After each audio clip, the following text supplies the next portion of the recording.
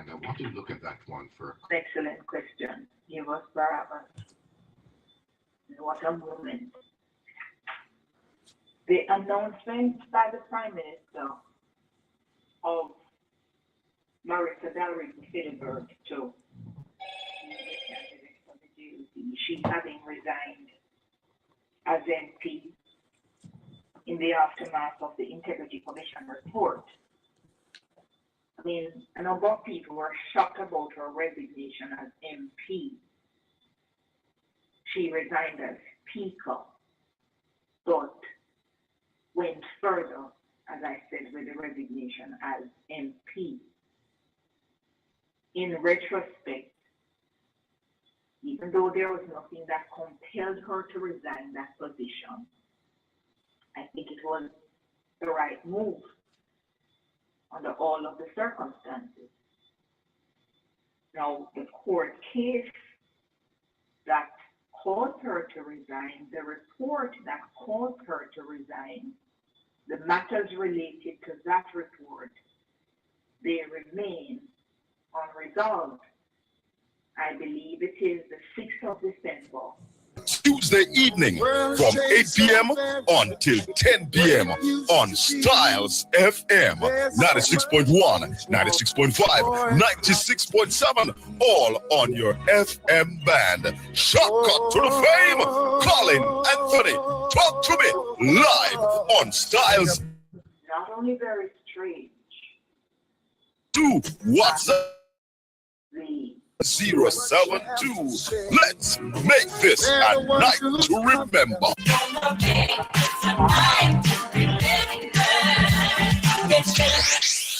Styles FM, hottest radio station. Styles FM. The world listens. extremely contemptuous.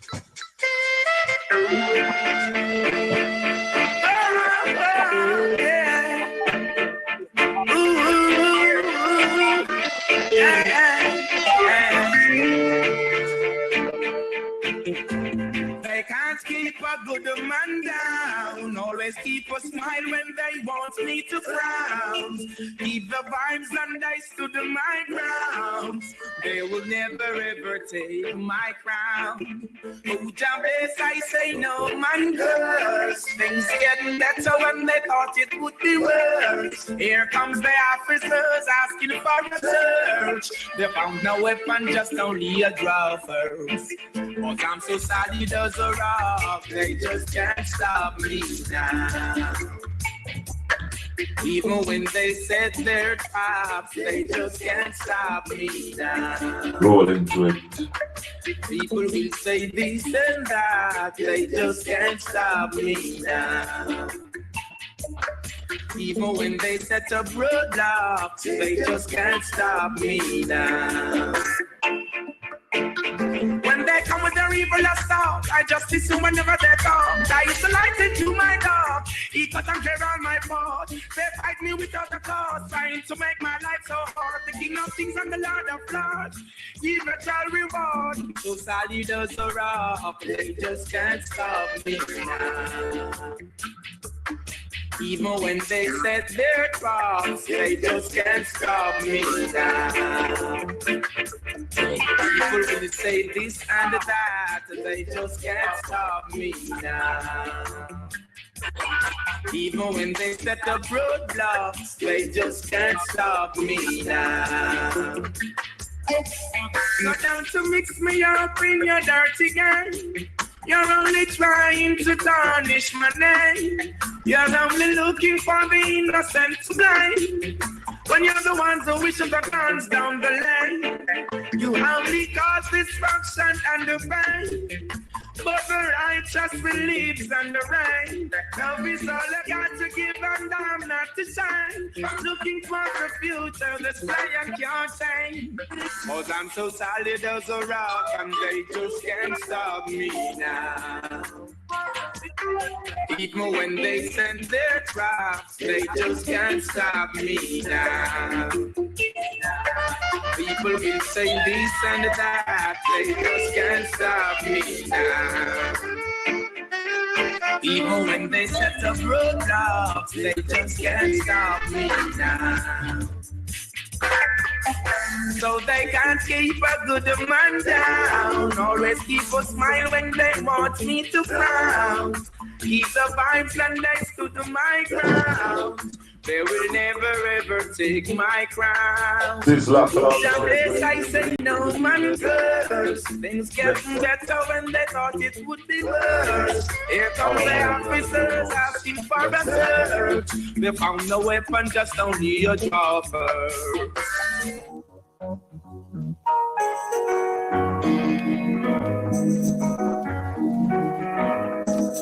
Wake up, everybody, no more sleeping in bed.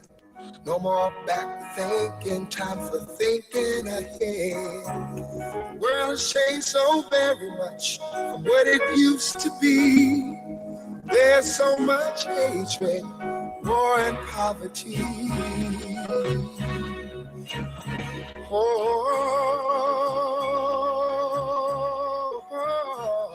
Wake up all the teachers, time to teach a new way.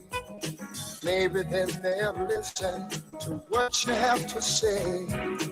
They're the ones who's coming up, and the world is in their hands. When you teach the children, teach them the very best you can. World won't get no better. World won't get no better. If we just let it be. If we just let it be. Thank you, Father God. Good evening, and welcome. Welcome to the Colin Bell Show for yet another Tuesday evening. We come to you live from the studios of Portland Spice TV, and we are live on Styles FM radio. It's a simulcast, it's television, and it's radio. And I don't like how my internet look at all. I don't like how it look. It's raining over here in Portland. It's not heavy rain that we've been experiencing in Port Antonio. My information is that in the hills we're getting some more harder rainfall than what we're getting on the coast.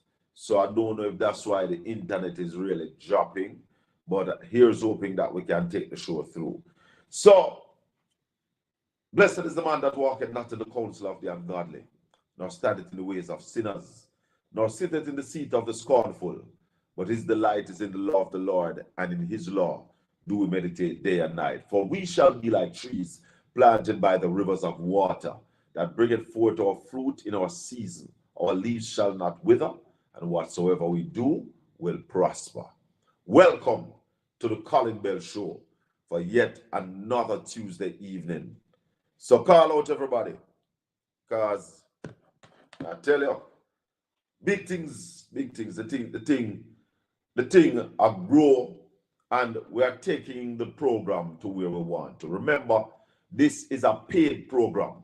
The views expressed here are not necessarily those of Native Broadcasting, Styles FM, or Caribbean Radio HD. This program is paid for, and we invite sponsorship to the program. Anybody who wants to assist in paying for the 2 hours and maybe some more ear time as we lay out the truth. As we will do tonight, we're going to be having former FBI investigator Wilfred Ratican will be here this evening. Should be joining me in short order. Another maybe 10 minutes, 5 minutes. Right. Rita, good evening to you. Omar, Blake, Selena, Brown, Elaine, Fitzroy, President. Because, my people, for me, this is not joke business like some people take social media as a joke and slander and gallivant. When you come to Portland Spice TV, when you come to the Colin Bell Show on Styles FM and on Caribbean Radio, truth is our mantra. Educating the people through this way of entertainment so that we can elevate the people to new levels. Instructive, true, and of course, opinionated at times. Because every single human being have a right to his or her opinion. But you don't possess that same rights to facts. Facts are facts. And why we stick with truth? Because truth is consistent. So,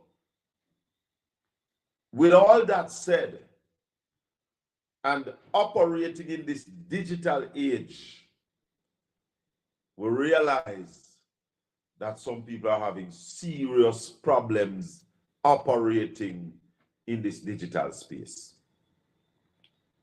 Because you can't just tell with lies and get away with it. Anytime you talk something, the footprints are there. So, the markings of our politician going to be so much harder now. Because you have a whole heap of people that mark you know. So, I am warning all analog politicians. You better get digital. And if you can't get digital in fast order, just speak the truth. And I want to say a major respect to Mark Golding. I see them playing this clip with Mark Golding from the other day. And one of them I saw today was saying that Mark Golding tell me 4 things that the GLP do good. And Mark Golding list out that fiscal pathway that the government has been sticking to and even doing better than planned. That, my friend, is honesty. That, my friend, is integrity. So the man is saying these things are lining up nicely. Yeah? But what about your life?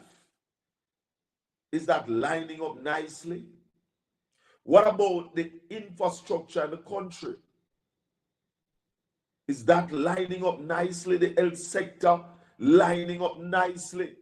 Education lining up nicely? No, those are not. So, we speak truth of the things that are true. You can't fight a man for facts. But my friends, we have to understand that honesty is integrity, truth, and transparency. So Mark Golding, not where say the government now hold them numbers there together. Those are the facts.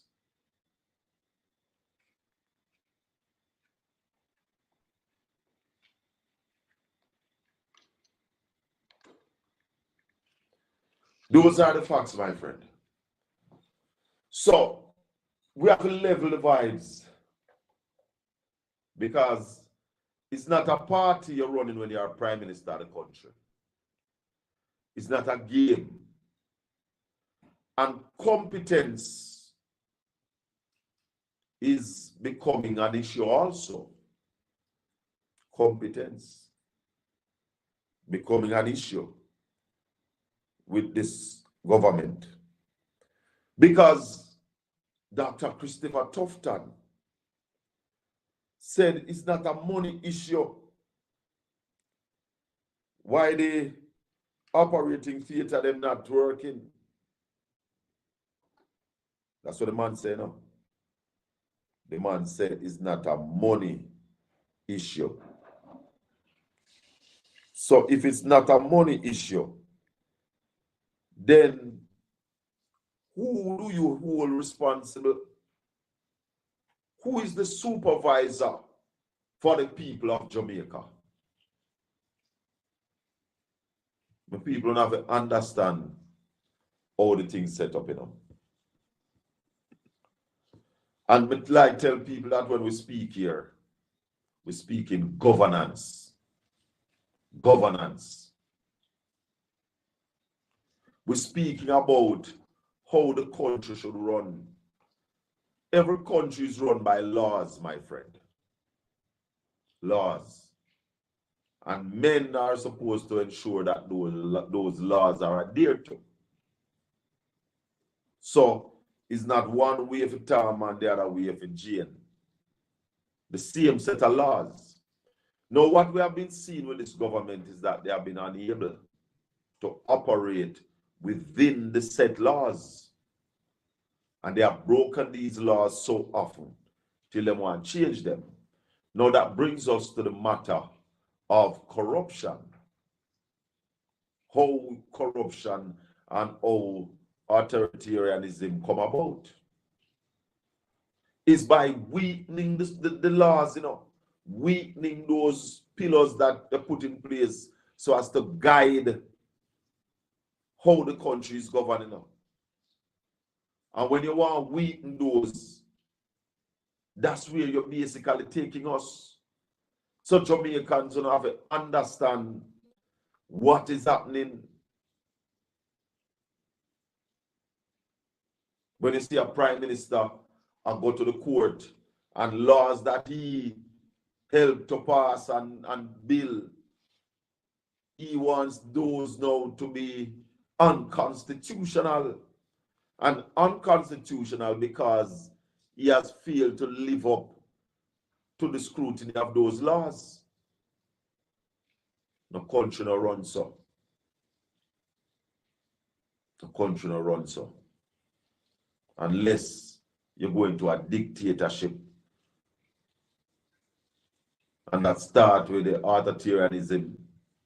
The Prime Minister talk about PNPism. Me like it, Prime Minister.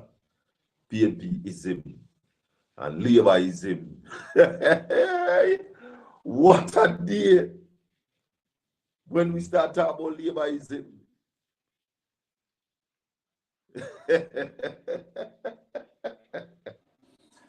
Can I tell you, we're still waiting on Ratican to join us. Just message us saying I'm having a little difficulty. As we're saying, we are having some internet issues here as well. In fact, we have to reconfigure the whole thing since evening, sharing the load to basically get this going. I spoke a while ago about the lack of ability to manage the country. Now share up the channel for me. Share it up, like up the video, send it out to your contact them. We're having that problem because things are happening, and when your manager tell you that is not the money, and money is the main thing, Listen to the Minister of Justice. I'm so disappointed that these matters don't come to my attention. About 4 weeks ago, I was in the Supreme Court, only to hear that the air conditioner has not been working for 2 years. I was shocked. Because for the last 3 years, we have more than enough money to fix that. The last 3 years, we have not utilized all the money we have at the Ministry of Justice to deal with the courthouses. So, what I tell you, what does that say to you? Lack of management. You have money. You have a problem for over 2 years. How many Supreme Courts you have in Jamaica? Is one Supreme Court at Jamaica, One. So, me don't understand that. Me really and truly don't. And listen to the man again. Listen to the man. Disappointed that these. I'm so disappointed that these matters don't come to my attention. About 4 weeks ago, I was in the Supreme Court, only to hear that the air conditioner has not been working for 2 years. I was shocked. Because for the last 3 years, we have more than enough money to fix that. The last 3 years, we have not utilized all the money we have at the Ministry of Justice to deal with the courthouses. So, It's two ministers now we here with this thing. Yeah. Two of them. We here with this thing now. There is an issue in their ministry. And they are blaming the technocrats for the issue. No, I don't want nobody to misunderstand me. I'm not saying that the technocrats are blameless or you can't blame them. But you hear the length of time, 2 years, and nobody no said that to the minister. No lawyer, no judge, no city minister somewhere and said, minister, they see them on a Supreme Court now work, you know. If that is the case, minister, you're not in touch with the team. Remember, you're talking about the Chief Justice and all of them people, you know. But poor management. And the Prime Minister spoke about that poor management, you know. The Prime Minister spoke about it. We are in himself have to go evaluate a lot of his people. And after 8 years, you not pleased with them. And now you want to tell the Jamaican people they must go with them again. And that's how it worked, Prime Minister. We agree that we're going to get some things right, you know. We're going to get some things right. And I would, it would be chaos if we never get something right. We would have to get something right. So, the little want to get right, not enough. And then the level of corruption added to that. Because I go on like just the corruption. Is the incompetence shown in a number of matters, whole heap of matters, whole heap of fall up on a fall up, whole heap of court case on a lose, whole heap of money on a lose, whole heap of bad calculation. One cost with over, I would have said over $10 billion by Dr. Christopher Tufton. So, it is a serious time. And then, sorry, then you have the Prime Minister now, about say, is the opposition cause the crime in the country? I don't believe the Prime Minister.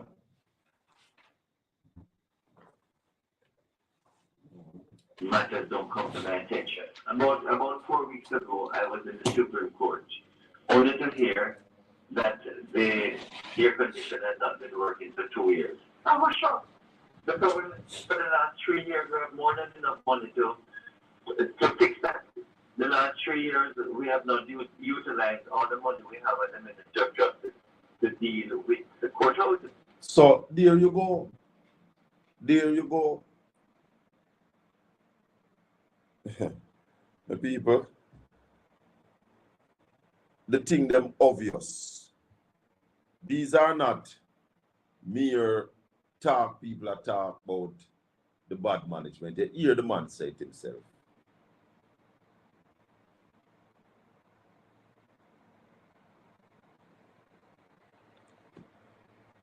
And I just still trying to touch base with Wilfred Ratican, because he has also written a letter to the king. Yes, he wrote to the king asking the king to remove the Jamaican Prime Minister, Andrew Wilness, as one of his Privy Council. Because you know the Prime Minister is a Privy Councillor, he's appointed to the King's Privy Council, he's a KC, he's a King's Council. Yeah, man. So he wrote that letter, and he has come out swinging. I mean, you remember that court case against Kamina Johnson Smith, as it relates to the monies that were used to secure a candidature for the Secretary General for the Commonwealth. That failed attempt.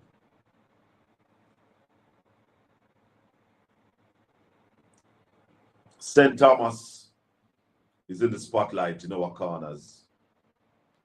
We have a by-election in St. Ann under the coverage of Styles. Styles cover St. Mary, Portland, St. Thomas, St. Ann. And we are in Kingston, parts of St. Catherine, parts of St. Andrew. And I dare say, I hear some people say them get Styles someplace in a Clarendon. I don't know how it works, but them say them get it. Colin, voters should sue. I don't know what I'm going with me tonight. I not see the text at all. I want for the promise, the breach of promise. The lady saying the voters should sue Andrew for a breach of promise. The people, it's a whole heap of things.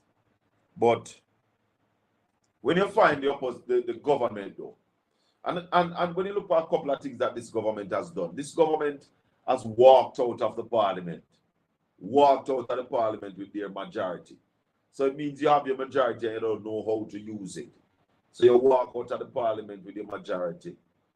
And here you are again now saying that it is the opposition that hamper your ways for hold up on crime. And I have been telling you for years that you must implement stop and frisk. You don't need a state of emergency because you have never used a state of emergency. This government has never used a state of emergency. They have called states of emergency and arrest some people, but they have never done the things that you would expect if there's an emergency and you're using that method. You should use it. They have never used that method. And we know that because if that method is used, you will get the sounds, the scream, the holler coming out of whichever area it is used. And we've been telling the government for years that stop and frisk is an option. That you speak to the people of the country. Speak to the law-abiding citizens. Ask them to cooperate with a legislation that you put in place for a time that give the police the right to see a man in the street and call him and search him. Stop your vehicle and search him. Because one of the things that we must do in the immediate is the volume of guns on our streets. We have to cut that down. And Jamaicans, it's clear. If you go up on the Jamaican road anytime, anywhere, you have less than a 0.001% chance of being searched. So when a man stick an illegal gun in his waist, he's confident that if he not bring no thing to himself and search. When a police stop your car, the law says he have to give you probable cause to search your vehicle. And then you hold it for chat and sometimes the police them just allow it. But if you give the police that option, because one of the things that we must do as a country is go after the guns. We have to go after the guns. If there's no attempt to get the guns and you have guns in the hands of people who don't think, people who don't value human life, people who will shoot anybody to get who they want, what do you think will happen? So I said this tonight, any government that don't have a plan to go get the guns. Either take them or make the man and put them to sleep. We're going to have the problem of murders in this country. And I hear them jumping up about murders down by how much percent.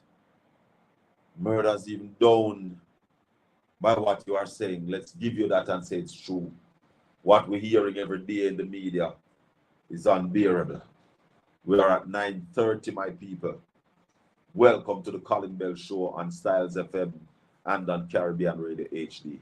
We'll take a break. We'll soon come back. Architects, draftsmen, and surveyors, get your drawings printed in high-quality professional standards. We can satisfy your printing needs. Whether it is for presentation to your clients or for submitting building and subdivision application, make it VJ Printing Services. Whether drawing by hand or with computer-aided softwares, we will plot your negatives and print the copies as you need. We do high-quality white paper printing that is water-resistant and never fades, unlike traditional blueprint. For more information, call VJ Printing at 893-266.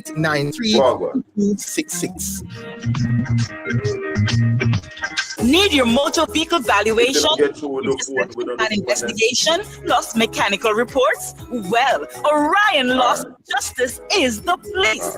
12 offices island-wide and the Portland branch at 5 Smash Road, Port Antonio, beside the clinic. Orion Law Adjusters. We are strong on service. Call 876-603-9300 or 876-310-5392. Visit www.orionlawsadjusters.com. Orion.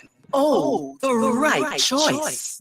This is Ricardo Suave, inviting you to tune into Smooth Music, the show for the ladies, from 9 to midnight, Tuesday on Styles 96.1 FM, Portland's best. Girl, I've been watching you.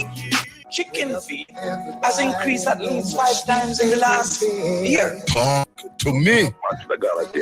Talk to me. This and every Tuesday evening from 8 p.m.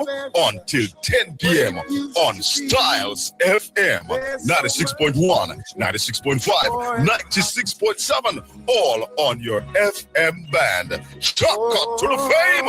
Colin Anthony, talk to me live on Styles FM. Call me on 804-7072. WhatsApp 804-7072.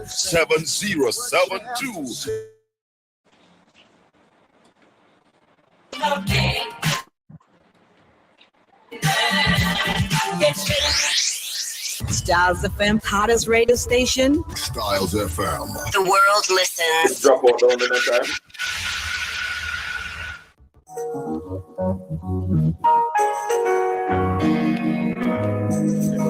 Drop on Caribbean Radio. Wake up, everybody, no more sleeping in bed. No more back thinking, time for thinking ahead. The world has changed so very much from what it used to be. There's so much hatred, war and poverty. Yes. We gotta wake up.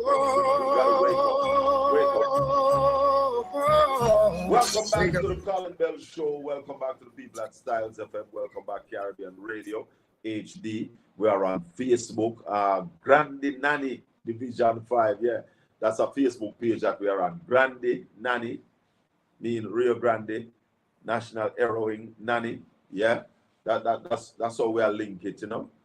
Welcome back to the Colin Bell Show. We're discussing politics tonight, but don't lose this. We discuss everything: religion, sex, music, sports, economy, governance. Governance is our main thing. That's what we like to discuss. Down in St. Thomas, there are going to be 4 by-elections on the 22nd. Nomination day is tomorrow.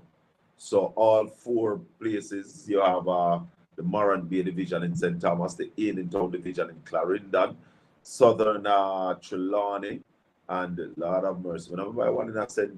Andrew, you know, but not St. Andrew there, another place there. So our focus really is on St. Thomas, the Moran Bay Division.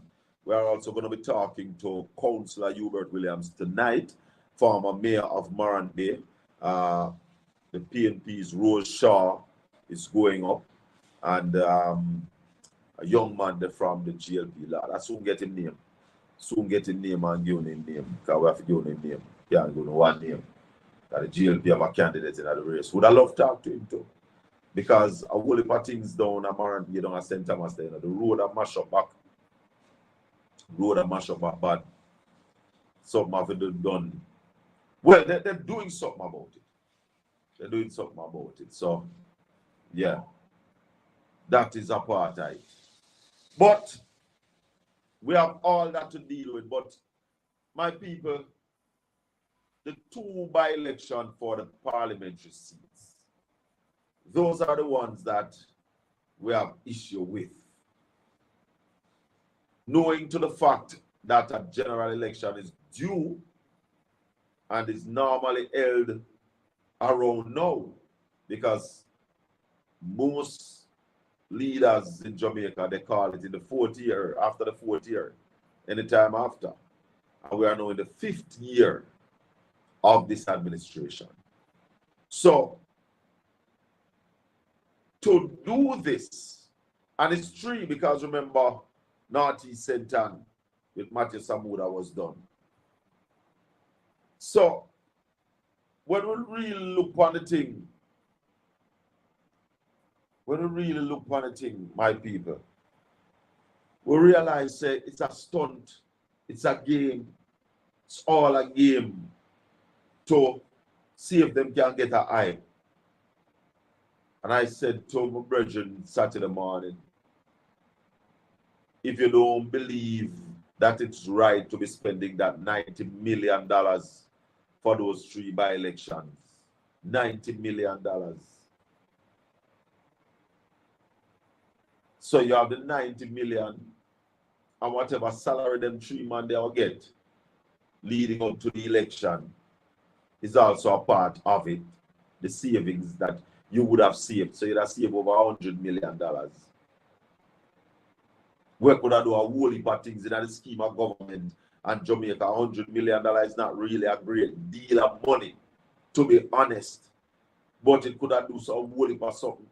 You could have get maybe 4 ambulances out of that. You could have get hospital beds out of that. You could have get ultrasound machine. I don't mean all of them, you know. But you could have buy either or either with that kind of money. That would benefit the people in a serious way. So, if you don't believe that the country's resources should be squandered that way, then you can't agree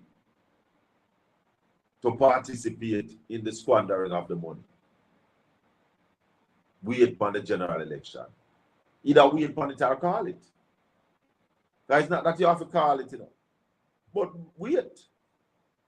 Put in your candidate, let them go and work. But we say if a man in their work, you want him to work as the MP. Lord have mercy, the people. Hold on there, have a piece. Yeah, my brother, just hold on for me, my patch you through. Yeah, man. Yeah, man, hold on for me, I just patch you through. We have Ratican on the line. As I said, the internet on our side, I give you some difficulties too. So, we basically I do with us. I do what we have to do to make it work.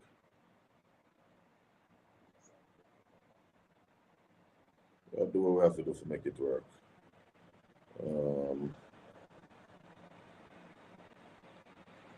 So we need to connect to this. Hold on, I'm not getting the connection right. Hold on, definitely.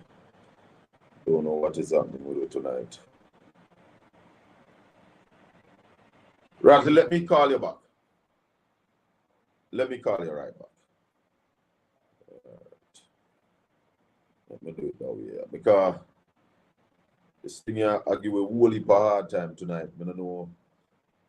Maybe the little rain, the weather, the thing now all up. It's not holding up my peeps, but we can figure it out, you know. We always find a way to figure them out.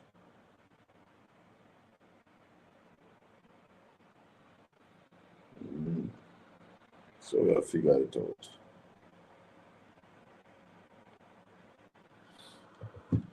All right, so that's up.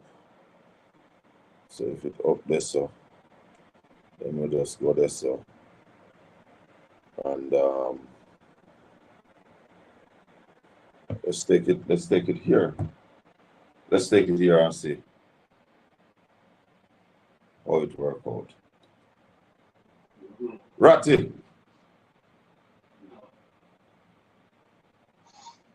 Ratican. Yes, man. Tell us how we have to work it out. You know.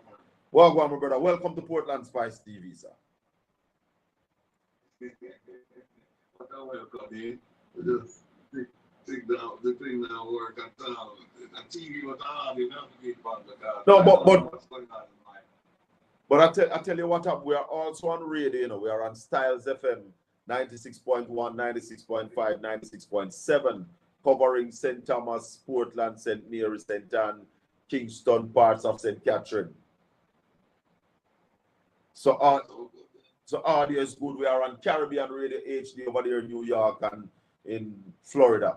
Ratty, we want to talk to you about a couple of things. We know you don't have a whole heap of time tonight, but you're a man out there looking at the governance in Jamaica.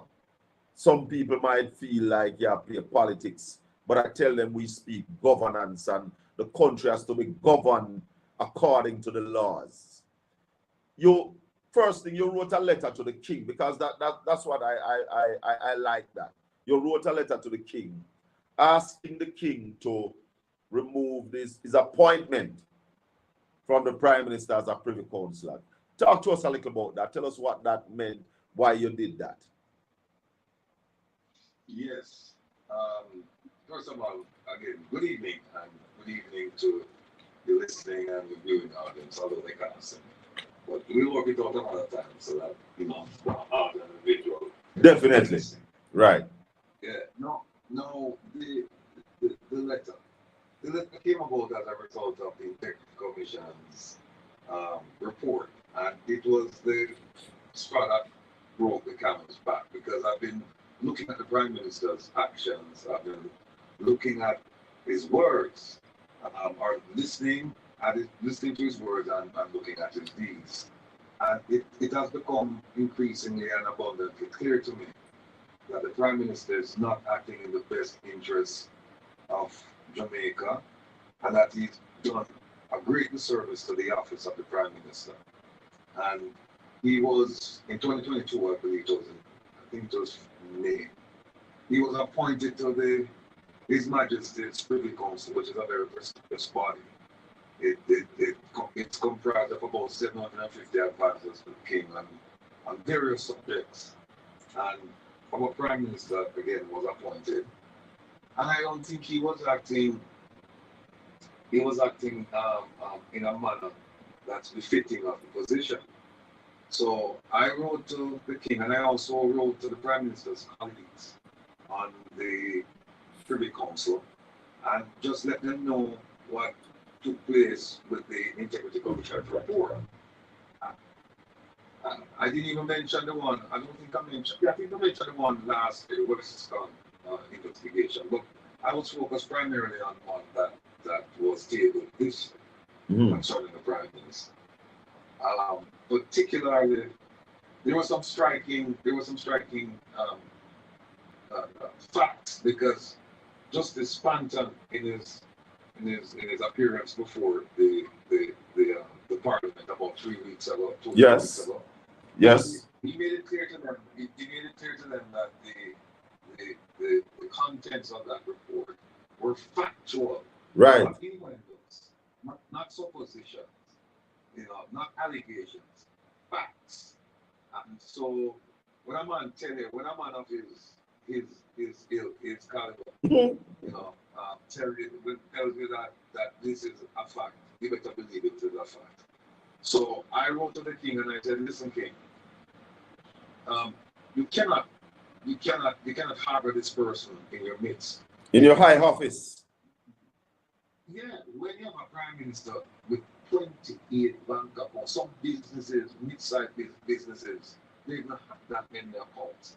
When you have a prime minister with 28 bank accounts, when you have a prime minister who received a $50 million loan from Barita with no collateral, at least the collateral that initially was told to the Integrity Commission, what they said that he put up. Yeah. I found out that he didn't put it up because the Shenstone property he owned it 6 months after he got the loan. The shares that the Integrity Commission looked at, he purchased those about 12 days after he got the loan, and the insurance that the property insurance, it did not exist. When you have a prime minister who formed 3 companies in the midst of the pandemic in 2020, and those 3 companies, Estate Bridge Holdings, Imperium, and the media company. In 3 years, we saw $474 million going between the 3 companies. Then we saw where they even said that ADMAT, that they can't really say where the money comes from for ADMAT, you know, and we also, he had a couple of opportunities to reveal the bank accounts the 4 bank accounts at Nova Scotia, and he didn't. And the list goes on. And What you said though to people? What you said to people who saying, listen man, nothing wrong with them there. The man make a money. The man earn him living. Well, prove it. That's all I said to them. Prove it. Because up to now, we don't know the source of some of those funds. We don't know. We know that ADMAT was established, right? I think it's 2008, and it was wound up in 2021. And ADMAT was a holding company in St. Lucia that purchased high-end properties in Jamaica, and we don't know where the money came from. All we know, and then the Prime Minister came out and said, look, I closed down ADMAT because of public outcry, you know, the optics, you know, it was supposed to put. But then we found out that that's not the reason. The reason was because St. Lucia passed a law saying that you can't have a holding company in an international business company in St. Lucia. You have to have a brick and mortar store. You have to produce goods or provide services, and you have to employ St. Lucians. So the company has to be operating in St. Lucia. Indeed, and that's the reason why he moved it. And what he did, he didn't move it he didn't move ADMAT to Jamaica. He dissolved ADMAT and then took the ADMAT's investments and just moved it into a new company called Imperium. So I wrote to the king and I laid all of this out, and I said to him, this is not, you cannot countenance this, Your Majesty. This is not somebody who's worthy to be in the company of this illustrious group. Right. And in fact, I said to him, look, this man has refused, in the words of the Integrity Commission, to cooperate with the investigation, and as a result, they have to turn it over to FID. So how can you continue with this man's presence in this organization? Did you get a response? Well, here's the thing. That's so interesting about it. This is the kind of coverage to the king. The first one I wrote to him about the Governor General signing off on the unconstitutional states of emergency. Yeah. I said to him, look, Your Majesty, there's nobody in Jamaica I can go to and talk to them about the illegal acts committed by the Governor General. It's only you. And I said to him, well, take action that you deem appropriate. And that was it. So I didn't ask him for a response. I just said, whatever you decide, that's between you and the Governor General. I'm out of it. Yeah. Anyway, they responded. And they essentially said, look, that matter, you have to, the Prime Minister and people in Jamaica, they'd have to go deal with that, you know. They would just wash your hands of it and say, well, you know, we understand where you're coming from, but that's something that has to be dealt with locally. Now, this one, the second letter now, the first letter was about the Governor General, the second letter is about the Prime Minister. And the second letter, same thing, I just wrote to them and I said, listen, this is what's going on. And whatever you know, you people deem appropriate, that's fine. If you don't want to do anything about it, that's okay. But at least nobody can say Ratican never raised him and complain and shout at the top of his voice. So far, I've gotten back some responses from quite a few people, including the Archbishop of York, who's the third in terms of seniority. He's number 3 as far as advising the king. And he said, hey, I have the thing and I've read it and, you know, thank you so much, you know. So I didn't ask them for a response, but I'm getting responses from people saying, yeah, we received it. But the thing about it is that I really don't care about their response. I just care about disseminating the information. Because once they have it, nobody can say, we never know. Why do you finish the thought? Finish the thought. And I'm not stopping there because I'm also getting ready. I'm just waiting. I've been waiting patiently for some information coming out of Jamaica regarding human rights violations, because I think I have enough right now as far as kleptocracy, corruption, and I'm waiting for the human rights piece to complete the package and do a Magnitsky complaint and send it off to the State Department, send it off to members of Congress here, and also send it off to the EU, UK, and Canada. Ratty, why do you do why do you do the things you do? There are people are saying that you're trying to bring down the government, you're PNP, you know, like Jamaica. Why you been doing all this advocacy? The first thing is, what they must tell me is that what I'm saying is not factual. It doesn't matter whether I'm PNP, JLP, UIC, NDM, Up Jamaica, whatever.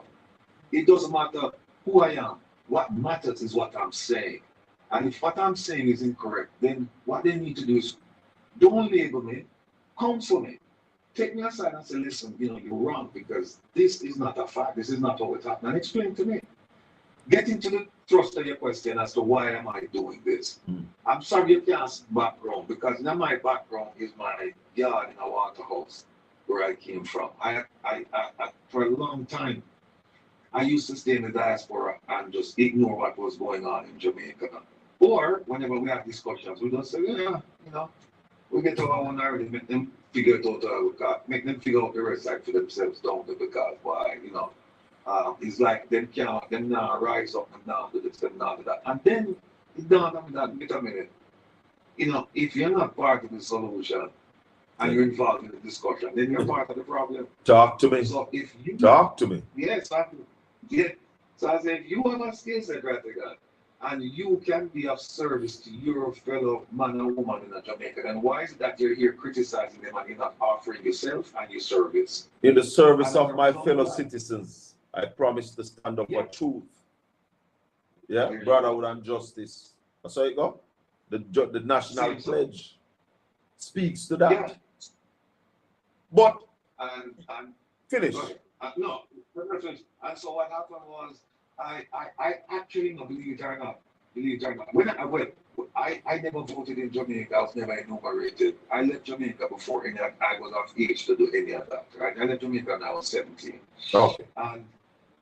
And so what happened is the government of Jamaica, they recruited me when I was in South Africa.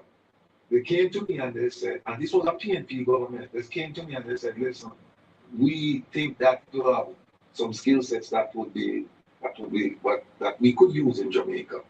And so we're asking you to apply for the position of police commissioner, because at that time there was a program called Mapping the Diaspora. Oh yeah. And they were looking across the diaspora for people that they could recruit to come back and help to develop Jamaica so that Jamaica could achieve its goals under the 23rd mandate, right? So that, and I kept resisting, but then I said, you know what? All right, fine, no problem. Because I was in charge of the FBI office in South Africa at the time, in Southern Africa. Right, so let us make that clear that you're a former FBI investigator So you're not coming to the table empty. You know what you're doing, you know where you're coming from. And let me just say to the listeners and the viewers, if you want to call 453-1444. 453-1444, because we are on the other line that you're trying to call now. So we suggest you call the other line, 453-1444. Call that line straight and we can maybe take your call. Yeah, Ratty, continue.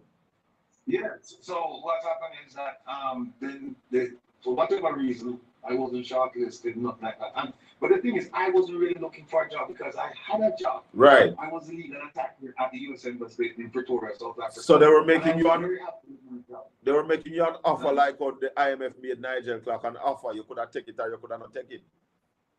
Yes, indeed. Right. Yes, indeed. And so what happened for reasons best known to the government at the time, nothing happened. And then when I came to Washington, D.C. to FBI headquarters, I was still working. I was the only chief in charge of transnational organized crime for Africa, Asia, and the Middle East. Everything that happened in those regions came through me, right? As far as transnational organized crime. And then people called me again and said, hey, listen, Putin again. Yeah. This time it was like, here's the government. And the same thing. And the third time, I was giving a talk at Woolman's Boys School.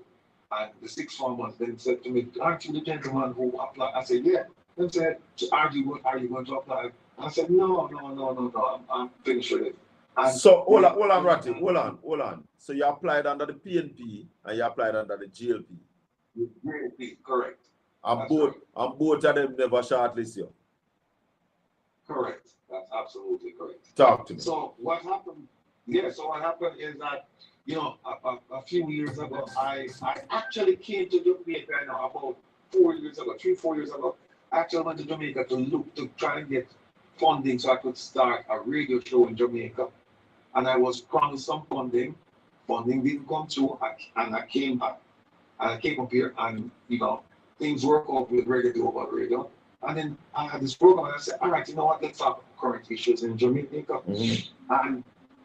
And so that's what I've been doing. So people who label me as PNP, I am fine if that's what they want to call me, because I tell you what, I suspect that if the PNP was in power and I'm doing what I'm doing now, they probably would send me to jail. Exactly. Really want that to me. Yes. Yeah.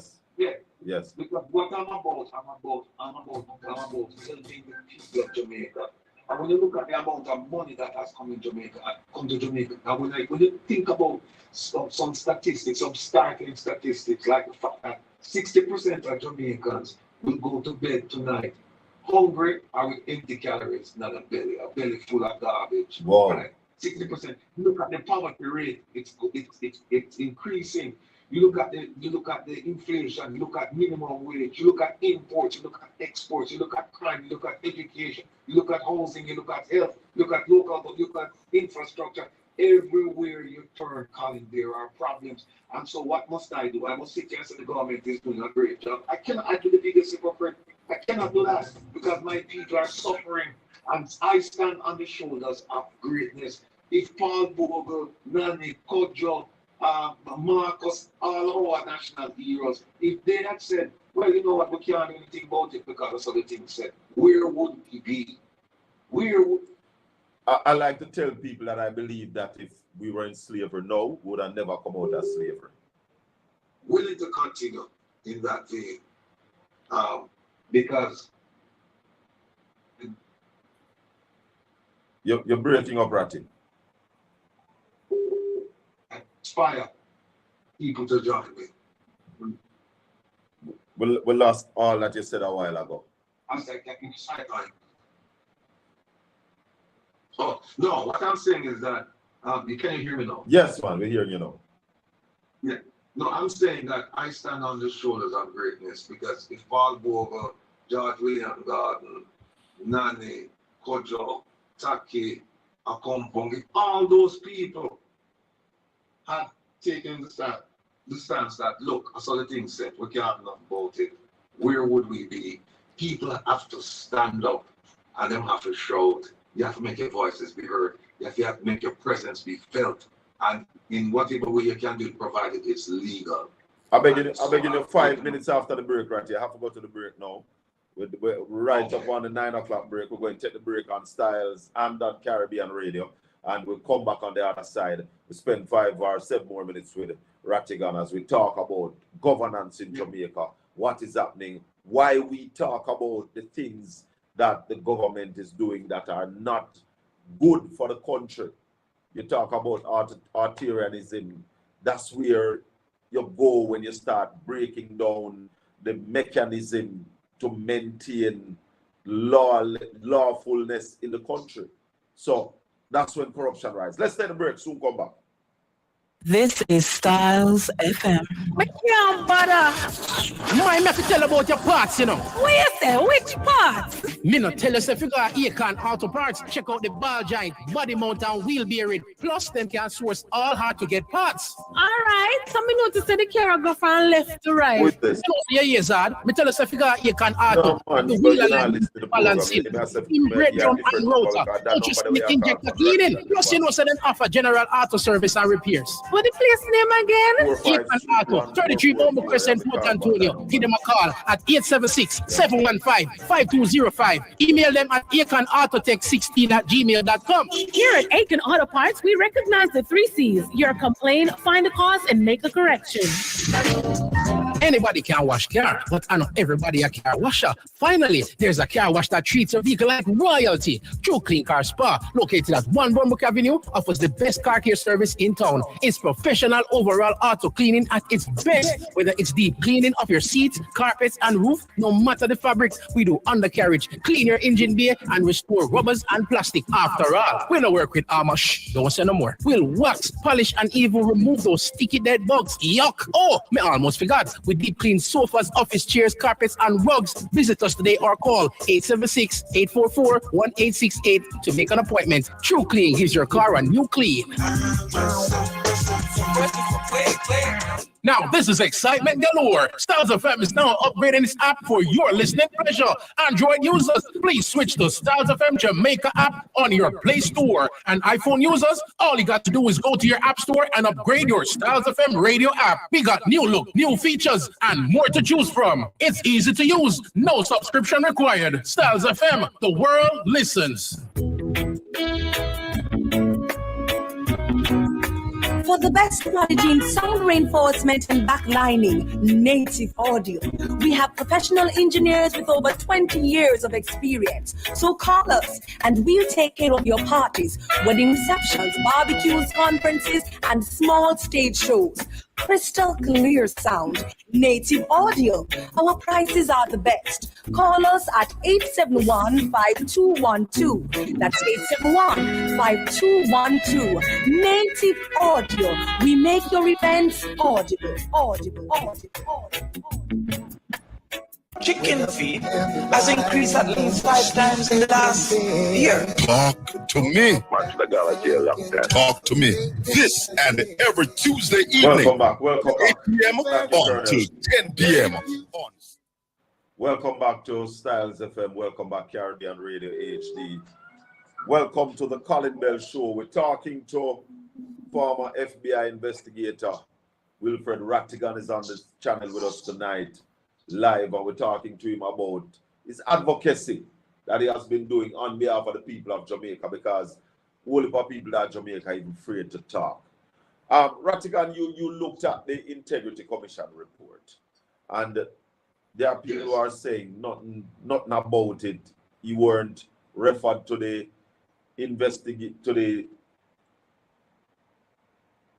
director of corruption prosecution to be charged. So there's nothing in it. Some people are saying it has been completed, and we also know that it has been forwarded to the FID for further investigation and to TAJ. What you find in that report that really jumped out at you, that made you believe that the Prime Minister have questions to answer? Let me just say that if the people who are saying that there is nothing in the report, I just have one question to ask them. Did they read all 171 pages, and did they understand? Do they understand what they've read? Because it is abundantly clear to me that the Prime Minister ran afoul of the law on several fronts. I'll give you an example. the Integrity Commission found that the three companies here, Positive Jamaica, Positive Media, Estate Bridge Holdings, and Imperium, that those three companies had they had expenses. They made a profit in some instances, but they should have paid taxes. And guess what? They paid nil taxes, and that was referred to TAJ. Also, and let me ask them this: no, just put, and I tell people, just put politics aside and just look at the straight facts and tell me if what the Prime Minister did was kosher. Here's one another example. The Prime Minister's partner, a gentleman by the name of Norman Brown. Oh yeah. In a company called Estate Bridge Holdings. Estate Bridge Holdings is in the business of developing real estate, right? And who are the owners of Estate Bridge? Who are the directors? Norman Brown and the Prime Minister are part and parcel of that company. Andrew Wellness. So they are partner in that company. Yes. And then Norman Brown suddenly now he's in charge of the two agencies responsible for major developments in Jamaica within the Prime Minister's portfolio of they call it economic development, and job creation. Growth, economic and job creation. Yeah, and that gentleman is his partner. How you know, when you talk about conflict of interest, it doesn't get any better than this. You know, and then what they found out was that the Prime Minister claimed, right, that he purchased some shares from Barita when they were looking at the $50 million loan. So they purchased some shares from Barita. So they went to Barita and said, hey, how come I never tell about them shares? Barita said, well, he purchased those shares on the open market, not from us. So you have to go to the stock exchange. Yeah. They went to the stock exchange. Stock exchange says, well, we can only give you the number of shares. We can't give you the value, which is nonsense. So they backtracked. And when they backtracked, they found out that the money that the Prime Minister used to purchase those shares came from two bank accounts. One of the You're breaking more up. than $4 million was deposited. More than $4 million other than this mark account. No, this is the Prime Minister's partner. This is the Prime Minister's employee. Why is it that him go around town and deposit money and the system they use was called cardless deposit? Cardless deposit. So you can't identify it. You can't identify who make it. But they went back. Yeah. So you tell me now, is that the kind of behavior you expect from? Is that the kind of conduct you expect from your Prime Minister? Not to mention they ask him about the 4 Nova Scotia accounts. Now, granted that they referred that to be for prosecution, and the Director of Corruption Prosecution, she rejected the request to prosecute the matter. But here's the thing: if you go and you read her 16-page report, there's no way on God's green earth that you can tell me that it's justified what she did. It's not justified. It's not justified. And you're looking at it from the eyes of an investigator. Both the eyes of an investigator and an attorney. Right, because you're also an attorney. Yes. Yeah. You look at it from a legal perspective and from an investigative perspective. And when I look at it factually, there's more than enough there to prosecute it. She didn't. If for reasons best known. Answer me this, right, because I have to wrap up shortly because I have another guest. If the Prime Minister use money from a charity, as was in the report, to purchase stocks and bonds and have them for himself, don't you think that is something that should be charged for? Why that was allowed also to slide? You think? No, that's another point. He used funds from his personal account and funds from Positive Jamaica Foundation, his own foundation, to purchase a bond for $94,000, and he purchased it not in the name of the charity, but in his name, right? And he reaped the benefit, and when the bond became mature, when it became due, the money came back to him in Imperial.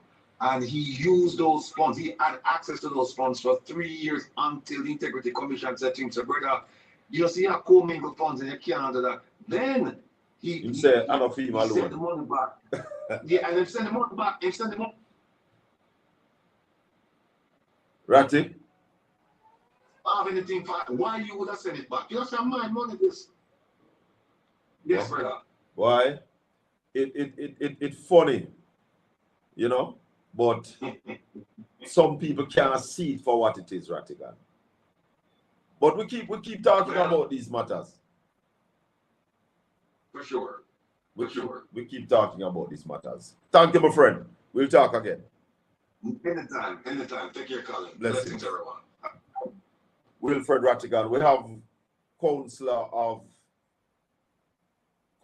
former mayor of Morant Bay and councillor down in Western St. Thomas. He's also the candidate for the People's National Party going into the next general election. And him named Mr. St. Thomas, who I'm bringing me in and have a discussion with him. What would we lose, Willie? God have mercy. Look like we lost him. Let's get him back. Let's get him back. Let's get him back. But you see, my people, we have to learn to see the things them for what they are. And if we are too colored, green or orange, close your eyes and imagine the next side of it. Willie, our essential, no, I know you want yet. I soon talk to you. Yeah, man. So, when you look at the whole thing, close your eyes. Yeah? And things are the next side. Yeah, man. Forget a true look of it. If you are labor, right, close your eyes and say, a PNP in a government and I do this. How you that look at it? You know? That's why you have to do it. Forget a true look at it. Willow. Yes, I'm here. What go on, my brother? I'm here. Welcome to Styles FM, Caribbean Radio HD over foreign, over New York and Florida, Portland Spice TV and YouTube. Bless you, my brother, and welcome. How things on St. Thomas? How the weather? Well, that's all right. Yeah? Yeah, man. That's all right, man. Yeah, it's right away. Any damage in your division? Well, what do we assessment in the morning? Of course, there are some damages, but we do the assessment in the morning. Actually, rain is falling right now. Oh, yeah, still?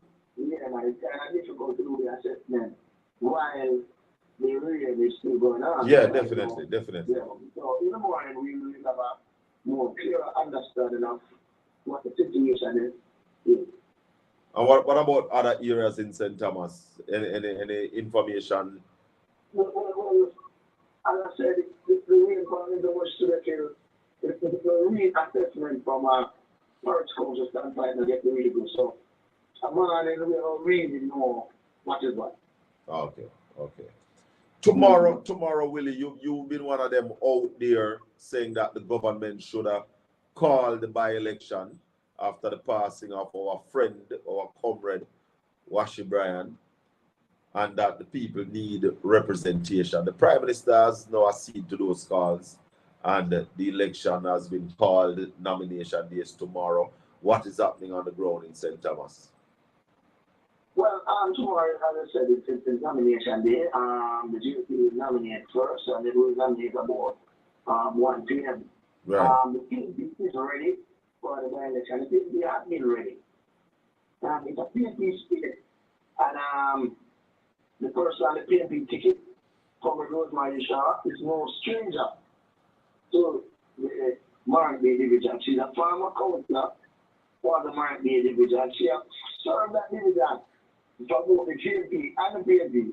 Right. She has won on both tickets. She has won on both tickets. So, at the last election in February that counselor Brian ran, she was the champion manager.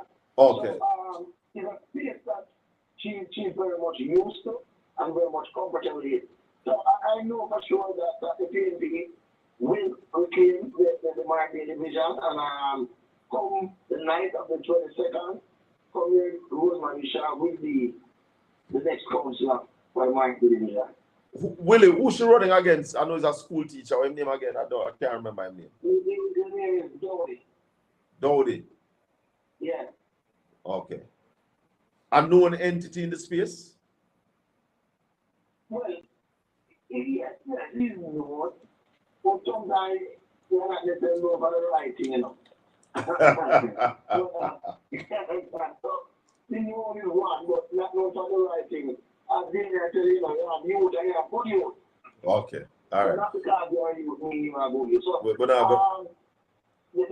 it's not a person who can really compare to the service that Comrade Shaw have given to the people of Pennsylvania. You know, so I don't believe he will have a chance. And we're going to ensure that our organization is such that we will never have a chance. But I said before, it's coming from the Rosemary Shaw will be the next coach of the Mark Bay division. Where the border? Where's the border of the Mark Bay division? Just for those of us who know St. Thomas. If you know the Mark Bay roundabout, yeah. That's where one of the border is, and that is my division. So you don't. The White House division. So you don't cross the bridge. No, you don't cross the bridge. So cross the bridge is your division. Yes, across the bridge is my division. So in your division, I'm gonna put up the urban center. Yes, so the urban center is going to be my division. What impact though, Willie, the road construction that have been done in St. Thomas will have on this by-election?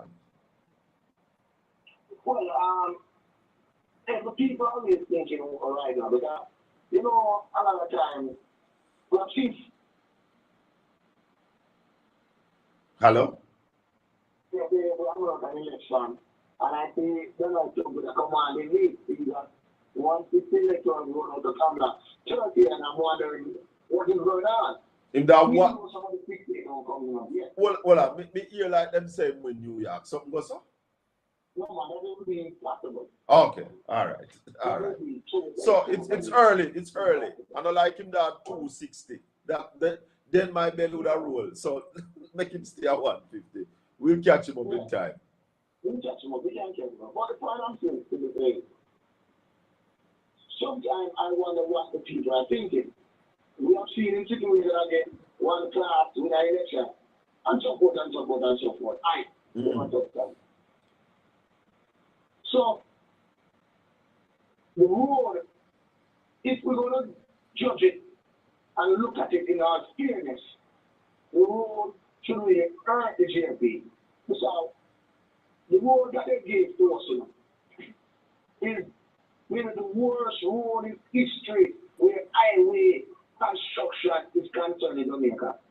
If you drive the length and breadth of St. Thomas in terms of where the road was laid, every section of the road damaged already. And it's not complete yet. Up to today, we have more breakaway. Here's some part of the road that will be there. There's some part they have to take out all the material because they use in-season material to do the subsurface. And I'm telling you right across the pipe. If you want to go to seafood, you go to Trinidad the other day. Yes, and I was amazed. I told my listeners and my viewers, you see them dig up the road. I dig out the road and just done.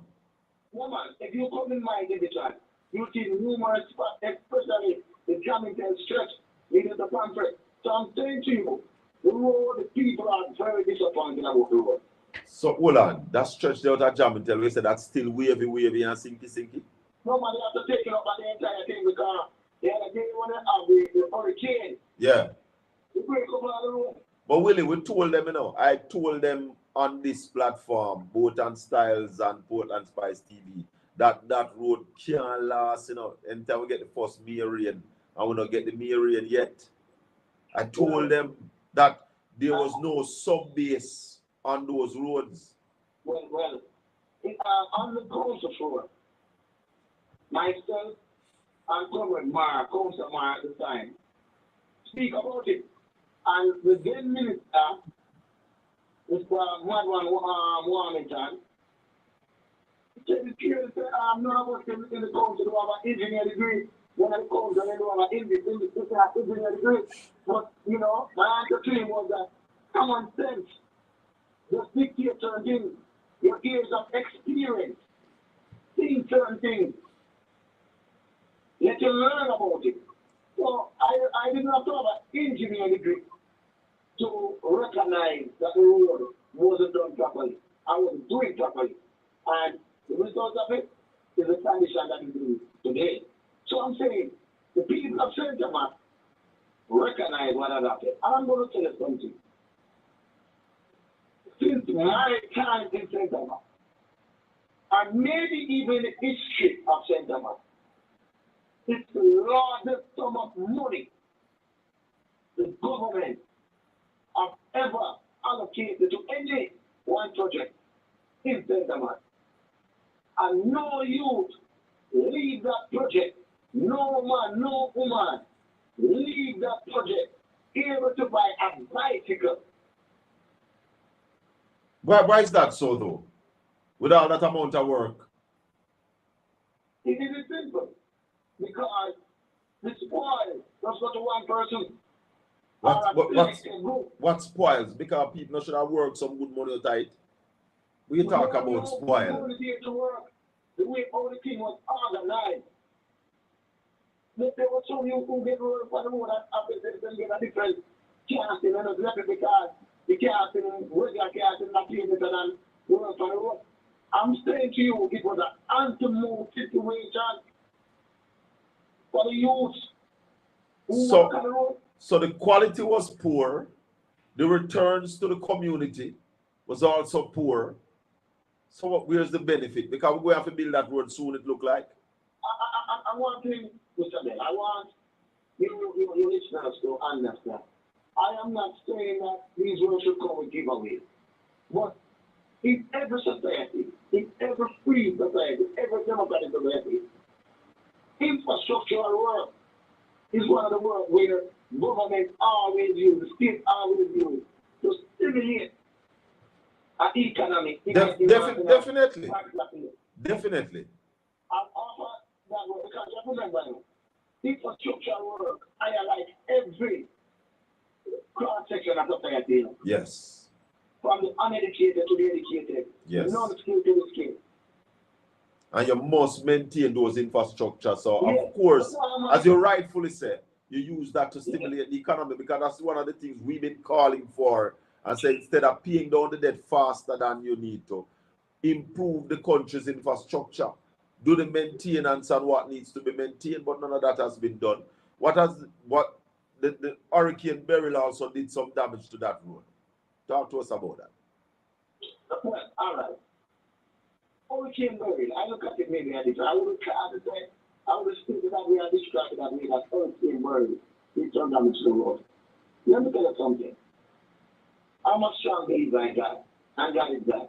So, God recognizes that people are rob and rape St. Thomas. So I just found some rain. Remember the Beryl was basically raining. Yes. No breeze. So, it was a test. It was to show up the situation. If we never get them rain, it was a joke. I will never get no rain there 6 months after the road done.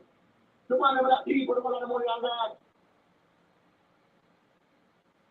So, there was found the right time to show the inferior quality of the work. Tell me though, Willie. Originally, that road was supposed to go top of Marant Bay. It was supposed to be a new road.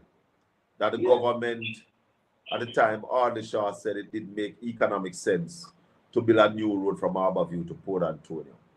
Yes. Hindsight, do you still believe that it was the right decision to build a new road? Well, the original plan was the right decision. Meaning, you can bypass areas like in White House, where have the road, where have the sea, the road there to the sea, where have the situation where to come to after the parts when they have like even a tropical storm or a hurricane. Nobody will go to take the stop side. They do have those breakaways and stuff like that. Also, Roach Collie was supposed to get a bridge. Junction Corner was supposed to get a bridge. So what they did was a water down version. Yeah. So basically what I'm doing now, they could have just resurface the road. Then basically I want to start. I was driving yesterday on the road coming home, and it was about 5 hours a day. And what we all was discussing was that you have more water taking the road now than before. So the situation, I'm not meaning to in any way, shape, or form. Only in a way I might have some areas better road service to drive on. In some areas, not all areas destroy at the same time. I'm not Jamaican trying to mash up at the same time. There are those good areas to drive on. But in terms of drainage and all those stuff, because now they take out some big culvert and take out some black pipe, and it just can't work. It just can't manage it with enough water. It sounds like a joke, Willie. It is a joke. But who speaks about these things? Because the Prime Minister is saying St. Thomas has never been looked after better. It's the first St. Thomas getting attention. Well, I want to say this to you, and I think about this over there. For you to have efficiency in any project, you have to have good management. Talk about oversight.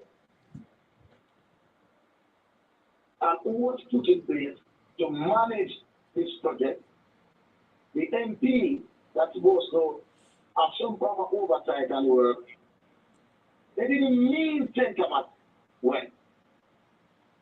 And that's why we find ourselves in this situation.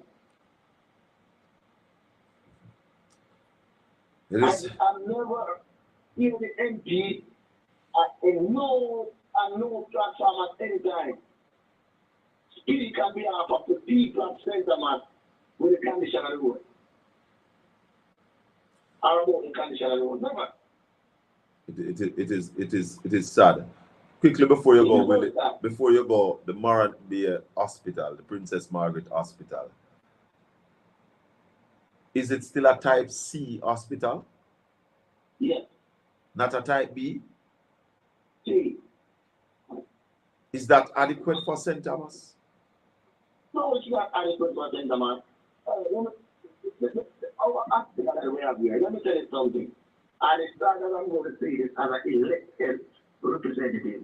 I tell my people, the people who surround me at all times, the only way I will go to the Princess Margaret Hospital, and the only time I should come here, if there's an emergency and I need to be stabilized. Once I've been stabilized movement, we are employees here. Even the other day, a bicycle was going around. The employees are saying that if I'm sick, I'm not going there, and I didn't work. It's that bad. The doctors at Princess Margaret, they don't go to Princess Margaret. And I've seen it one more than one occasion. It's that bad. You have situation in prison, and I'm going to tell you something. In a matter of weeks, you're going to have wash it. Come to a Brian investigation being published. And I'm going to tell you something.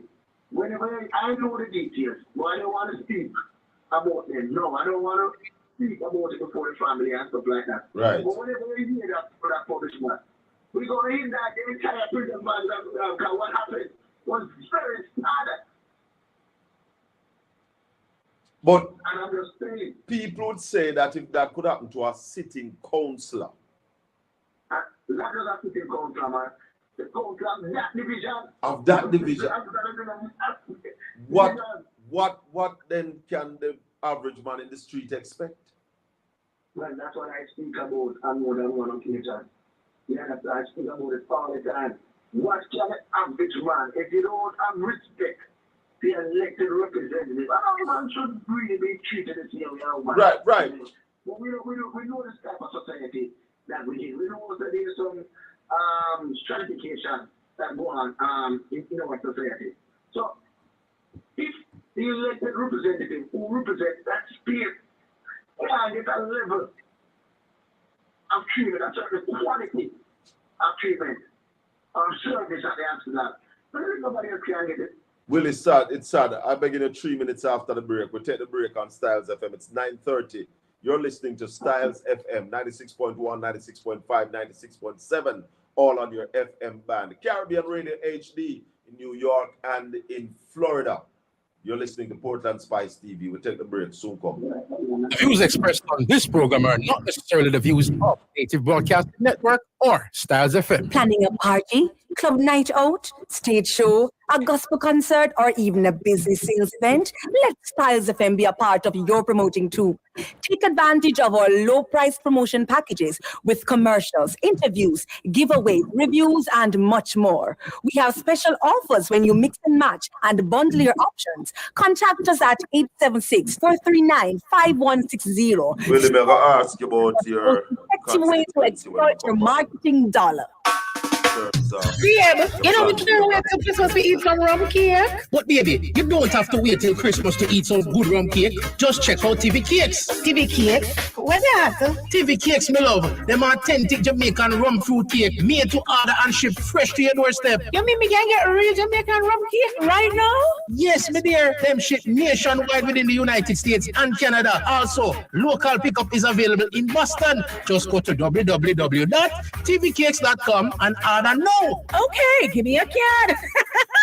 Don't wait for Christmas. Treat yourself to TV Cakes authentic Jamaican rum fruit cake today. Order at www.tivicakes.com. TV Cakes, love at first bite. Hey, you. Yes, you. I'm talking to you. You got your Styles FM Android app, right? Yes. You got your Styles FM t-shirt? Of course. Now it's time to make your run and beat the sun with your Styles FM cap. Call our office at 876-518-2399 to make your purchase. Different colors are available for only $1,000 for a limited time only. Show your support. Be a brand ambassador for Styles Nation. Don't be like the others. Who we're talking? Oh, well. To the carpet. Let them wear it. Remember Styles FM on social media.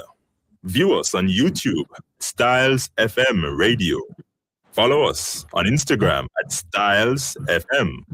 Like us on Twitter at Styles FM 961. Become a fan on Facebook, Styles FM 96.1. What is not this? Well, this is not something that you get on shelf. This is something that you have to witness. The Hotline, where new music gets the spotlight on Styles FM. Fridays, 9 a.m. to 1 p.m. Oh, it's Styles FM, the greatest radio station in the world.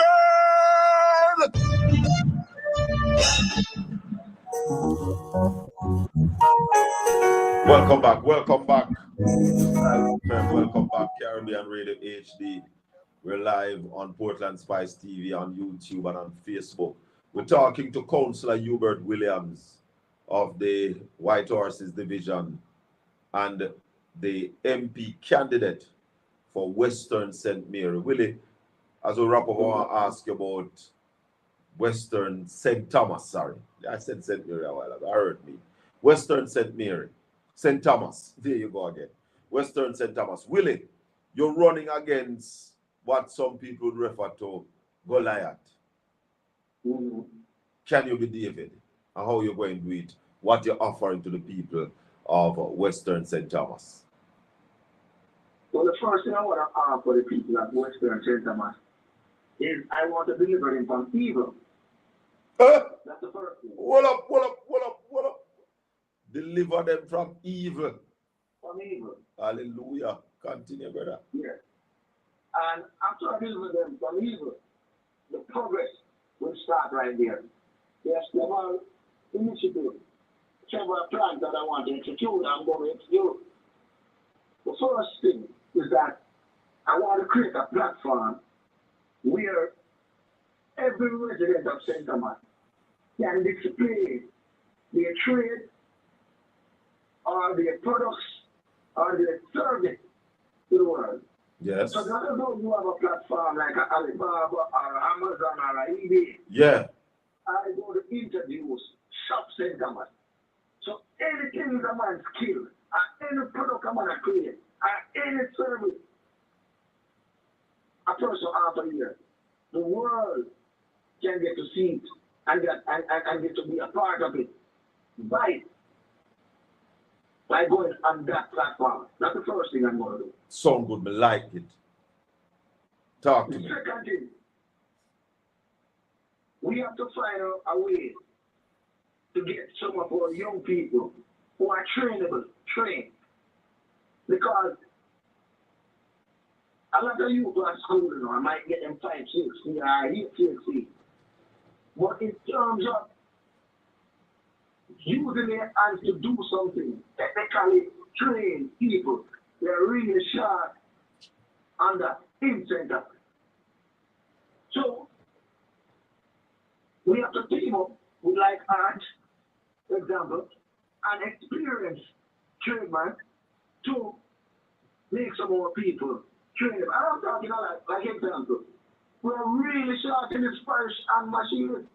I have a friend who have a machine shop and he can't get nobody to work.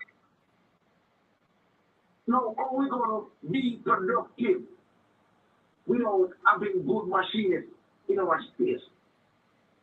We are short of mechanics who, I want to call it auto technician, who have the full concept of how auto mobile is supposed to work.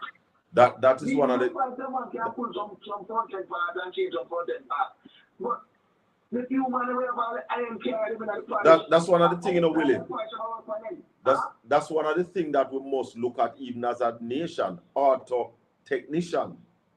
Because that's what they carry them. They know. I spoke at a school a couple months ago and I told the youth, them, I said, listen, I had a truck and the truck break down. And the truck parked for about 2 months. And the man will come fix it, come in a long sleeve white shirt with a laptop. Plug on him laptop and stay upon him laptop for about 45 minutes. And change one wire and the work done. Yeah, man.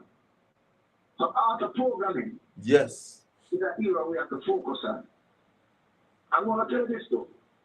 I'm going to revive, and you can go and tell this, the coffee industry in the Cedar Valley space. Is that Blue Mountain Range? Sure. Yes, that Blue Mountain coffee will produce up here. Oh, yes. People producing one of the best coffee in the world to offer. Yet still, if you look at the roads that go to Cedar Valley, if you look at all those people are living, it is very sad. Nothing to smile about. As an exporter and as an agriculturalist, I will build a vibrant coffee industry in Cedar Valley because coffee is the lifeline, you know, of Cedar Valley. Yeah. And let me tell you something. Back in the days, people used to drive nice SUV up there, half a copy, build good house, half a copy, send them to the good school, half a copy, and good shaving, half a copy. But Willie, that's not limited to just Cedar Valley, you know. Because right here in Portland, West Portland, you talk about the Balclaris division, you talk about up in the Rio Grande Valley. A lot of people used to live off of coffee. People, why though every time the GLP comes to power, coffee ends up in that position? I want to tell you, man, and you know the answer to it. The GLP are a bunch of capitalists. So what they do, they get a broker, a middleman. I don't want to call, but you know the money man. You don't have to call my name, just the middleman good enough. Yes. And then all the coffee, you remember enough.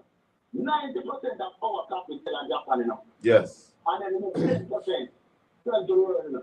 No, in a no free market system that can go. Our coffee must go to the highest bidder. Exactly. But anybody, anywhere in the world, want to buy our coffee, we're going to sell them. That's why we're going to brand our own coffee. Yes. We're going to build cooperative and brand our own coffee. So we're going to sell our coffee on shelf on the end market and the final market. Makes sense. So all these governmental boards that are there to keep the people poorer. At times the people get a piece of the pie. If you something, we're going to bring it back. We're going to make coffee farmers live good again. And I'm going to start it up in Cedar Valley so all the other MPs can look and follow our model to make their people live a better life. As you know, Sentiment to produce the most aggregate in Jamaica. Yes. But mining is not done in an environmentally friendly way and an efficient way. And most of the money, you know, I feed them at them, and you know, there's a much of the river, that the river training to go so run concurrently with the mining, and it's not going like that now. Our miners, they're not making the money they should make because they use primitive techniques. Now, I have some discussion already with some consultants, and there are investors that are willing to come in and partner with these miners, and they're going to make way more because right now they might mine 200 tons of material. Yet still, maybe over 5%, 10% of that actually go the rest of become waste. Now they bring the waste into the yard and bring it back. So the system is very inefficient. Okay. I'm going to make mining become an efficient business here. We're going to create efficiency. And when you create efficiency, you create wealth and profit. So the St. Thomas people. So what? Go ahead. Yeah, finish.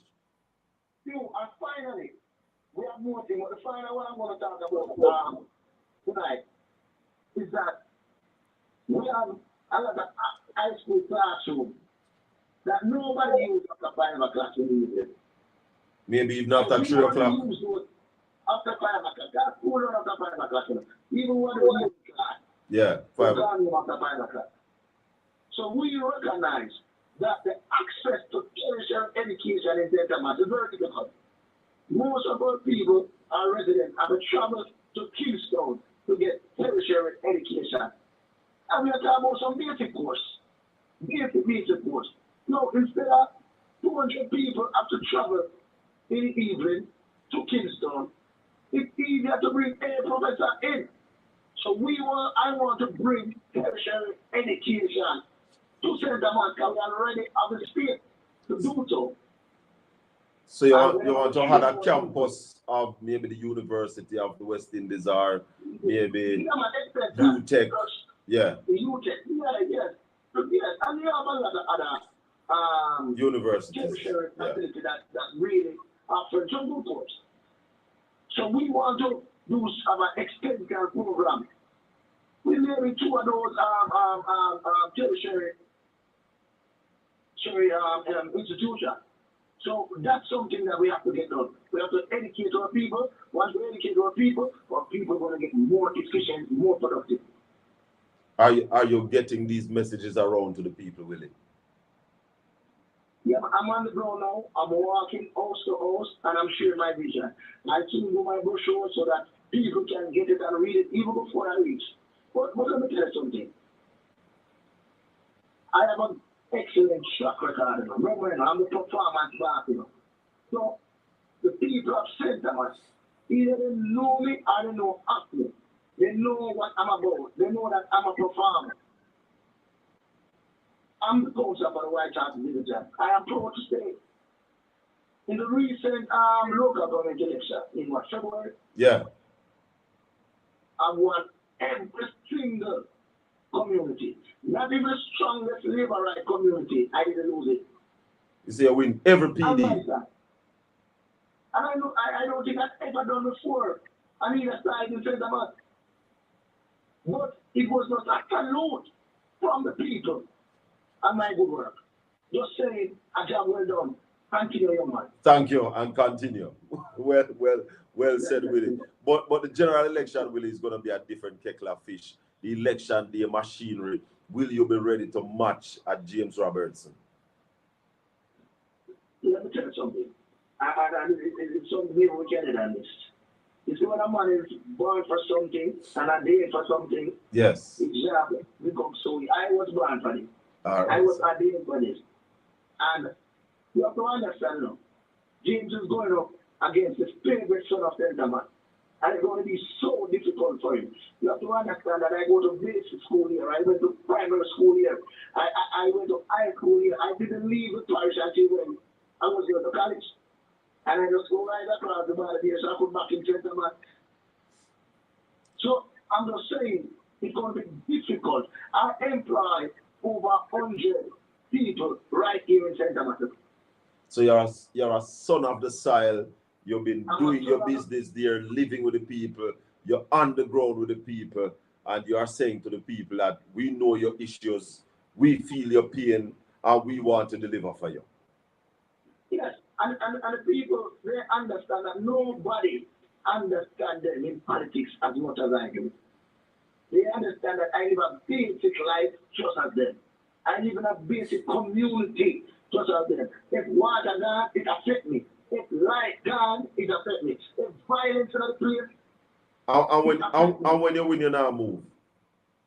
No, man, I tell you, you know, I was born in St. Thomas and I was dead in St. Thomas. All right, my boss. Willie, tomorrow, again, nomination day in St. Thomas. And of course, we're looking for a quick, well, it's a short sprint to the poll. And you are saying that everything will be in place for tomorrow and the campaign start fully. Yes, that's what I'm saying. All right. I'm saying that tomorrow we're going to have a great time if the weather permits us. We're going to get the nomination out of the way. And once we get that out of the way, it's just a quick sprint. And I know Coverage Shaw, she's an excellent campaigner. Mm-hmm. She's a veteran at this. She has been proven and tested. And the people of Markville can't wait. The anxiety is killing them. They just go and cast their vote on election day and make Conrad vote Marisha the next council of the Markville division. So I have all the confidence in the world that Coverage Shaw will be victorious for the People's National Party from election day. All right, my brother. Enough respect and thanks. Lot of respect and lot of respect to you. Yeah, man. We'll talk again. Yes. Councillor Hubert Williams from the White Horses Division down there in St. Thomas. And he's the MP candidate for Western St. Thomas going up against James Robertson. That is one you're going to be watching on election night with bated breath. Sunday, this Sunday, November 10, it is going to be the candidate presentation. The People's National Party presents their new candidate in the town square of Port Antonio. Isaac Buchanan will be presented in the town square. Of course, Senator Damian Crawford will be there. General Secretary of the People's National Party, Dayton Campbell, will be there. And of course, you know, the General, Marky G, the party leader, Mark Jefferson Golden, will be there. And my information is telling me that there will be invited guests. Aditya Palmer will be one of the invited guests. Andre Sutherland will be another one. And I think Miguel Collins will also be some special invited guests to the event Sunday night. It starts at 6 p.m. in the town square of Port Antonio. You are all invited, all Portlanders, PNP, GLP, No P, everybody is invited to come on out Sunday evening and hear from the new candidate for Eastern Portland, hear from some of the speakers from the People's National Party, and of course, our leader, Mark Jefferson Golden, will speak to the audience and present the candidate. So that's Sunday night. 804-7072 if you want to give a quick call. We have another 11 minutes to go. We want to say thanks to the people in the chat room. Not been engaging with you much tonight, been focusing on the program and getting everything tight and tied up, you know. We took some time to get to Ratican, and this interview was pushed back. Also want to tell you that Saturday morning, mark down Saturday morning in your phone. You said the Ralston Hyman interview was big. You said the Omar Davis interview was big. Well, may I tell you, that Saturday morning coming, the 9th day of November, it is going to be bigger. It can't get any bigger than that. We are going to have on the program Saturday morning. I don't know if it can get no bigger. But Saturday morning program, get ready for it. The guest has already been confirmed. We're just not ready for bust it yet. Stay tuned to Portland Spice TV. Stay tuned to Grandy Nanny Facebook page. Follow me on TikTok, Colin Shaka Bell on TikTok, and you will see that as well. But Saturday morning is going to be a morning to remember.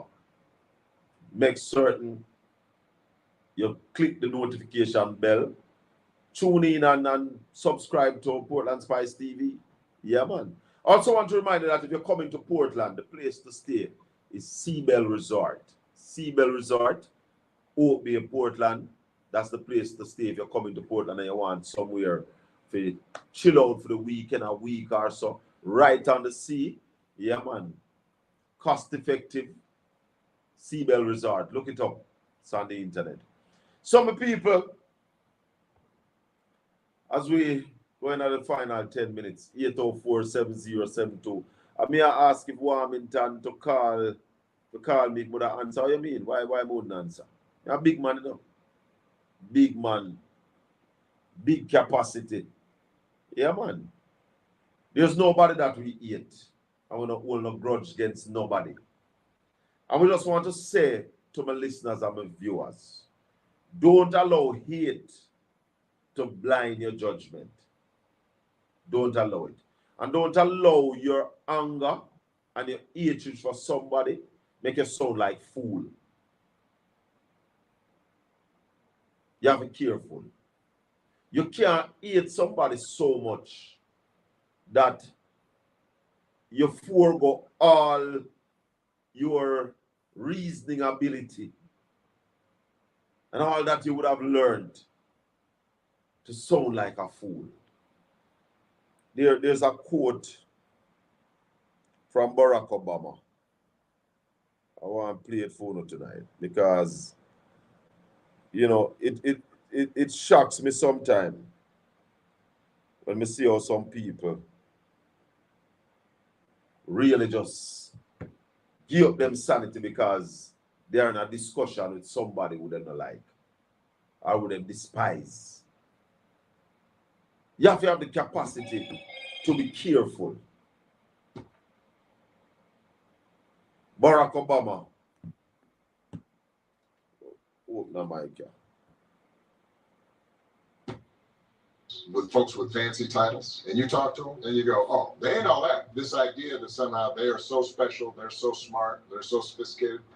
Not really. They've been exposed. They've been given the confidence of feeling like they belong. But if you sit down and talk to them, turns out, that's my point. And the benefit for Michelle and me, because we came up, and at each stage, you know, you go to Harvard, and wow, it's Harvard. And then you find out, oh, Harvard's full of some fools and people that you would not put in charge of anything. But they're there. And there's some really amazing, brilliant people too. And then you go to the U.S. Senate and you look around and everybody's represented. Smart people and dumb people, good people and bad people. Now suddenly you're meeting at the group of 7 world leaders are all in a room, or the United Nations. And, oh, same thing. Turns out that there's some really smart, amazing world leaders and there's some fools running countries. The other man said there are some fools running countries.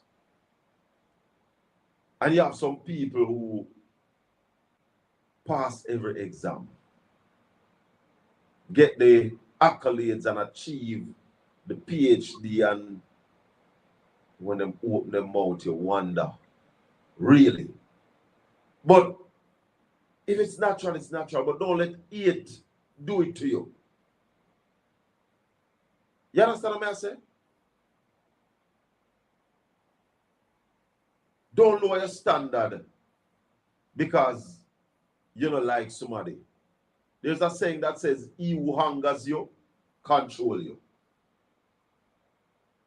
He who hungers you, control you. And also remember that patience is power. Patience is power. We have to understand ourselves when we go through life. So, I want to thank Wilfred Ratican for sharing with us this evening. I want to thank Councillor Williams for sharing with us as well. It is the Colin Bell Show. We do it every Tuesday night on Styles FM, right here. This program is a paid program. The views expressed are not necessarily those of Native Broadcasting or Styles FM or Caribbean Radio. We never take much call tonight. Next week, the intention we have the guests line up for next week already too. But we have to make some space for the phone calls. You know, give the callers them a chance. But the intention is to have the guests where you can also call and talk to the guests. That's where we're heading to with the program. We want to ensure that when we have on a guest, you have an opportunity too. Because it's not the CMO every day. Interactiveness, that's what we are bringing to the Tuesday night. Some people still not used to the night thing yet, and I'm also not a night person. I'm a morning man. But we're working ourselves into this evening session, you know, because a good session is a session that a lot of people go home and, you know, are cool down and are ready to go to bed. But we have to have the positive thoughts.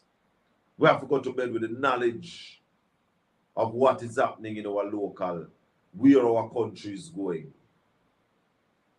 A country is run by the laws set up to govern the country. And you can't change the law because you want to break the law. And Dr. Iman Black said the biggest law breaker are the biggest law. The lawmaker becomes the biggest law breaker. We can't have that. But also the people of the country must start realize that they have a responsibility to hold the leaders accountable. And we can't be blinded by our political preference. Wrong is wrong, whichever side. And if you don't want to change your party, you change the person who do the wrong. So if the leader involved in a wrongs, you change the leader. Because the party must have its principles and stand to its core principles. And we tell you that what we are seeing now is not a GLP party, but a corrupt government. With the kind of things that we are going. A set of people who are blatantly telling you that, hey, I am incompetent. I have the money, but I can't get the work done. That is not an excuse. If you never have the money, we could understand, but if you have the resources and people are suffering because of lack of maintenance, then you are at fault and you should be held accountable. So, the people have to understand. And you have to also stop being selfish and just think about what I can get. But think about ensuring the future for your children and their children. Ensuring that systems are in place, that your grandkids and your great-grandkids can come and live in a peaceful country, a country that they can prosper. So when you take the $5,000 and you vote for somebody who you don't know them plans, you're being selfish. You're being selfish even against your children and their children. So you have to understand that better must come. And while tomorrow is promised to no man, there are those of us that will live to see tomorrow. So we have a plan for the future. I want to say thanks to Father Jacko in the studios of Styles FM. And thanks to the people over there at Caribbean Radio HD. This has been the Colin Bell Show for yet another Tuesday night. We'll do it next week Tuesday again. And remember, I said we have a big show lineup Saturday morning with a big guest. Can't get any bigger. 8 o'clock, 9 o'clock Saturday morning to 11 o'clock, right here on Portland Spice TV. I don't know when the Father Jacob, I think we should have carried that interview here, but let's talk about it. It's a big interview. You don't get these very often. So, Saturday morning. Thanks everybody for listening. May the good Lord continue to bless and keep you. Make his face shine upon you and be gracious unto you. The Lord lift up his light and give you his peace now and forevermore. Until we meet again, Colin Anthony Bell, Shaka to the field, saying peace out. This is Styles FM. Natural Vibes Thursday, this and every Thursday. 9 a.m. to 1 p.m. Get around.